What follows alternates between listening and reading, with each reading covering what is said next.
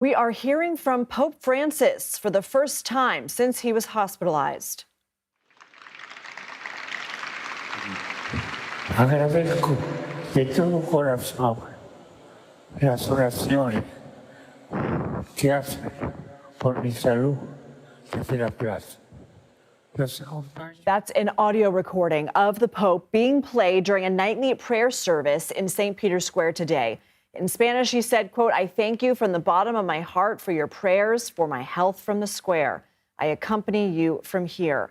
CBS News foreign correspondent Chris Livesay has the latest on the Pope's health as he continues treatment for double pneumonia.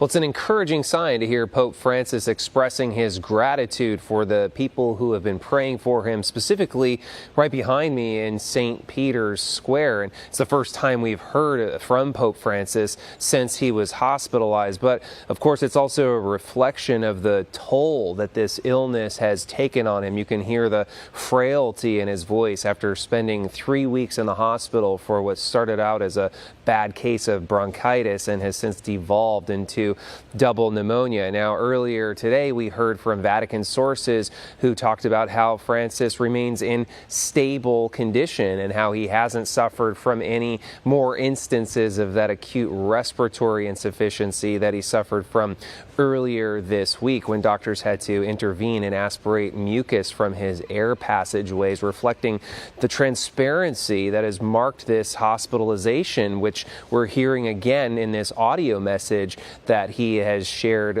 with the world. It's rather unprecedented for the Vatican, who usually keeps a very tight lid on the health of a pope, especially when a pope is in the hospital.